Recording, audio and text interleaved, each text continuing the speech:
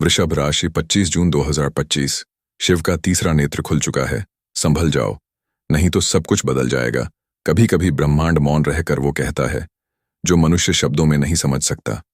25 जून 2025 एक तिथि जो वृषभ राशि के लिए मात्र एक दिन नहीं बल्कि एक चेतावनी, एक मोड़ और एक क्रांति की शुरुआत है।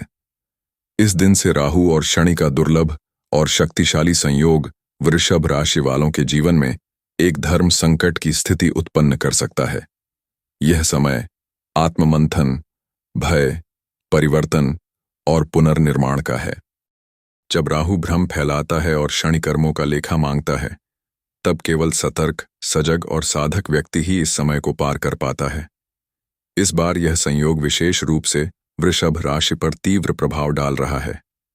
ऐसा कहा जाता है कि जब भोलेनाथ का तीसरा नेत्र खुलता है तो या तो कुछ भस्म होता है या पुनः जन्म पाता है। यह समय भी वैसा ही है, चेतावनी से भरा हुआ, लेकिन गहराई में अवसरों की खदान छुपाए। अगर इस खगोलीय संयोग की अनदेखी की जाए तो जीवन में 4 बड़े संकट उत्पन्न हो सकते हैं। पहला है आर्थिक संकट। बिना योजना के खर्च, लालच और अहंकार वश किए गए निवेश आपके पूरे जीवन की पूंजी को खतरे में डाल सकते हैं। दूसरा संकट है अपने प्रियजनों से दूरी। जब रिश्तों में सम्मान नहीं रहता, जब वाणी में कटुता और आचरण में कठोरता आती है, तब अपने ही लोग पराये हो जाते हैं। तीसरा संकट है मानसिक असंतुलन।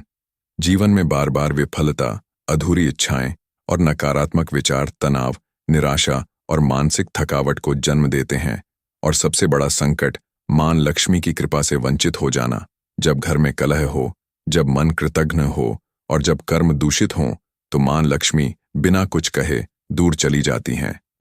यह संकट केवल बाहरी नहीं बल्कि भीतरी है। यही कारण है कि इस लेख का उद्देश्य केवल डराना नहीं बल्कि जगाना है।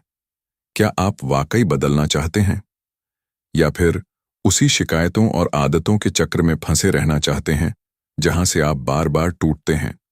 यह सवाल हर वृषभ राशि वाले को खुद से करना होगा।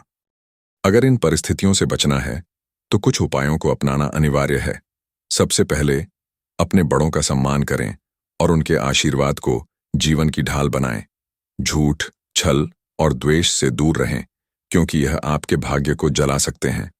सप्ताह में एक दिन विशेष रूप से सोमवार को भगवान शिव का रुद्राभिषेक करें। एयूएम नमः शिवाय का जाप करें और घर में तुलसी का दीपक जलाएं। इससे घर की नकारात्मक ऊर्जा शांत होगी और शुभता का वास होगा। आपका जीवन इस समय एक ऐसे मोड़ पर है जहां से या तो विनाश शुरू होगा या नया सृजन।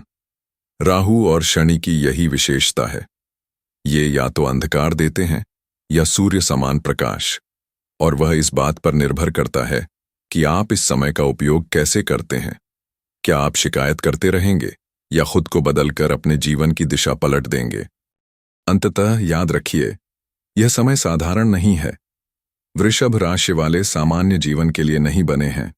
उनके जीवन में जो भी होता है वह ब्रह्मांड की किसी गहरी योजना का हिस्सा होता है।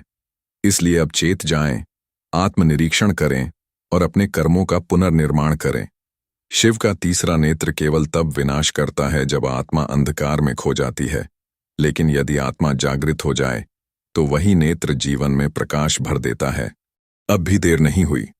उठिए, जानिए, समझिए और स्वयं को पुनः रचिए, क्योंकि यह मौत का नहीं, चेतावनी का घंटा है, और जो इसे सुन ले वही भाग्य विधाता बन जाता है।